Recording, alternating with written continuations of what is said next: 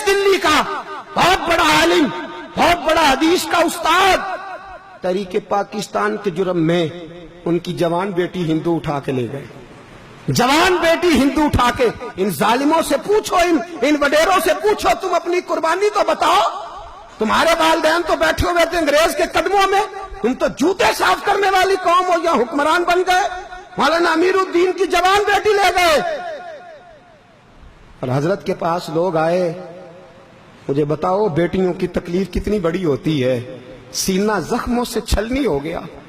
और जब मौलाना नईमुद्दीन साहब ताजियत के लिए पहुंचे तो हजरत को सीने से लगा के कहने लगे, फिक्र ना कीजिएगा, कोई बात नहीं। मौलाना अमीरुद्दीन साहब कहने लगे, हुजूर बस पाकिस्तान बन जाए, मेरे रसूलुल्लाह के दीन का झंडा बुलंद हो जाए, एक बेटी क्या, मैं हजारों बेटियां कुर्बान करने को तैयार, मैं तैयार हूं देने के लिए औलादे। लोगों ने 10 लाख आदमी ने हिजरत की, 10 लाख 30,000 जाने एक एक दिन के अंदर कटी। लोगों के खूनों के ऊपर बना हुआ ये मुल्क, और इसके अंदर कभी कोई गद्दार आके बैठ जाता है, कभी कोई मक्कार आके बैठ जाता है, कभी कोई अय्याश आके बैठ जाता है, कभी बच्चे कत्ल होते हैं, कभी बच्चियों की इज्जतें लुटती हैं, कहीं 71 जनाजे इकट्ठे होते हैं। जालिमों को शर्म तक नहीं आती। हम किसी आइन को नहीं मानते, किसी कानून को नहीं मानते, हम मानते हैं उस पाकिस्तान को जिस पाकिस्तान में एक तरफ अल्लाह का कुरान हो और दूसरी जानब मोहम्मद मुस्तफा का फरमान हो। हमें किसी तीसरी चीज की जरूरत है? अगर सेकुलर पाकिस्तान बनाना था तो इंडिया की गवर्नमेंट तो आज भी अच्छी है पाकिस्तान से, वहां तो जमहूरियत आज भी ज्यादा पनपती है। एक दफा भी कोई डिक्टेटर नहीं आया, तमाशा लगाया हुआ है, मैं ये कर दूंगा, मैं वो कर दूंगा। पागल कौन समझते हो हमें? बेवकूफों का मुल्क है ये, जो तुम्हारे जी में आता कहते जाते हो, जो जिसके मन में आता है वो कहते जाते हो। सुनो, इस्लाम किस तरह की खिलाफत चाहता है। अमीरुल मोमिनीन खलीफतुल मुस्लिमीन हजरत उमर फारूक। सुनो हुकूमत किसको कहते हैं। हजरत उमर गुजर रहे, फजर की नमाज के बाद 2 गलियां रह गई हैं, आज पूरा नहीं हो सका आपका दौरा, जो रात को नकाब पहन के 2 गलियां रह गई तो नकाब ओढ़ के ही फजर के बाद निकल गए। एक छप्पर है छोटा सा, एक कुटिया है, झोंपड़ी, बूढ़ी अम्मा बैठी है। उमर फारूक गुजरने लगे, बूढ़ी को परेशान देखा, अम्मा जी इजाजत हो तो अंदर आ जाऊं। बूढ़ी कहने लगी, चल दौड़ जा, अपना काम कर, क्यों इजाजत दूं? तेरी मेहरबानी अम्मा, आने दो। क्या दौड़ जा?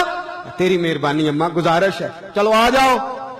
हज़रत उमर फारूक फरमाया करते थे, मैंने उस औरत से आइन सीखा है, आइन, मैंने उससे कानून सीखा है, उस बूढ़ी औरत से। अंदर आ गए उमर फारूक। अम्मा क्या परेशानी है, क्या बात?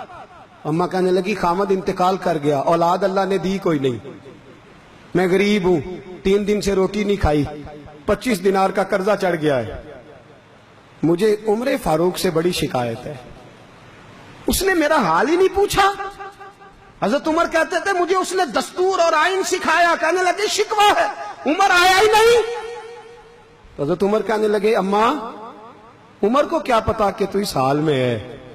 अम्मा दस्तूर बयान करती है, अम्मा जमहूरियत का ऐलान करती है, कहती है नहीं पता उमर को, तो उमर से कहो छोड़ दे हुकूमत, उसके हवाले करे जो खबर रख सकता है, ना इधर उधर की तू बात कर, ये बता के काफिला क्यों लुटा, मुझे रहजनों से गरज नहीं, तेरी रहबरी का सवाल है।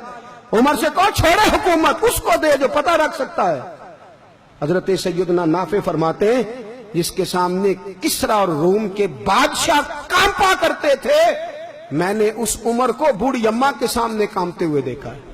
राशा तारी है उमर फारूक का। दौड़े गए, 25 दिनार लाए, राशन रख के लाए, रोटियां पकाई, बूढ़ी अम्मा को खिलाई।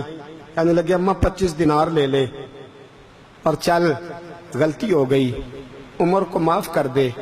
अम्मा बोल के कहने लगी, मैं नहीं माफ करती, मैं तो पक्का फल लूं, बस गिरने वाली हूं, एक दफा कब्र में जा लेने दे, मेरे रसूल आएंगे तो मैं उमर की शिकायत करूं।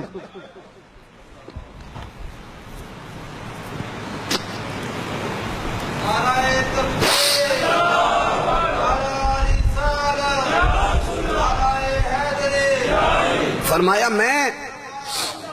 मैं शिकायत करूंगी महबूब पाक से और अर्ज करूंगी, हुजूर इससे पूछ, इसको निगरान बनाया गया, इसने मुझ बेवा और लवारस की खबर ही नहीं ली। ये है आईन इस्लाम, یہ ہے دستور مصطفیٰ کریم صلی اللہ علیہ وسلم۔ یہاں کتنے غریب بھوکے سوتے ہیں، کتنوں کے بچے روز اغوا ہوتے ہیں، کتنی مصیبتیں۔ گورنمنٹ کہتی ہے کچھ بھی نہیں، کچھ بھی نہیں، کچھ بھی نہیں، افواہ ہی ہے، افواہ ہی ہے۔ افواہ ہے تو اس کا علاج کیوں نہیں ہوتا؟ آپ میدان میں سرے عام آ کے اس کا اعلان کیوں نہیں کرتے؟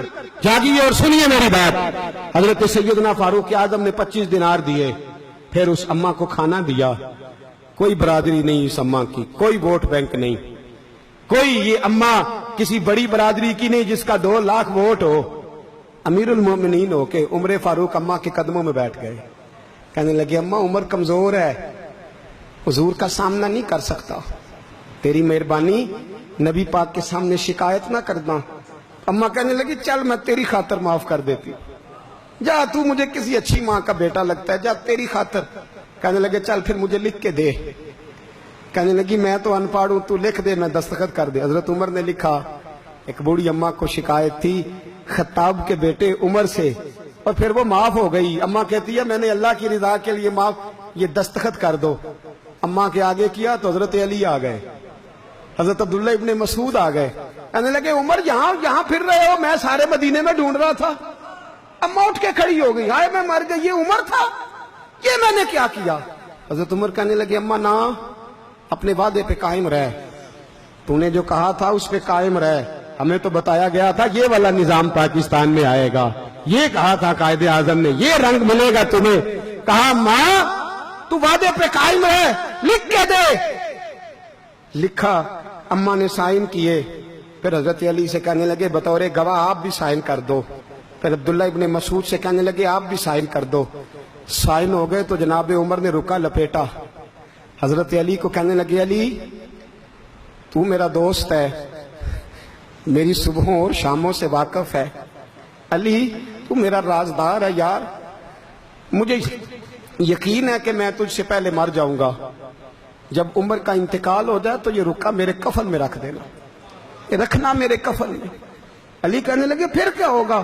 پر میں جب نبی پاک میری قبر میں آ کے پوچھیں گے نا بتا تو حکمران تھا کیا کر کے آیا ہے، تو فرمایا میں رکا نکال کے عرض کروں گا سونے ایک اماں ناراض تھی میں اسے بھی راضی کر کے آیا، حضور میں راضی کر کے آؤں، یہ یا رسول اللہ میں لکھا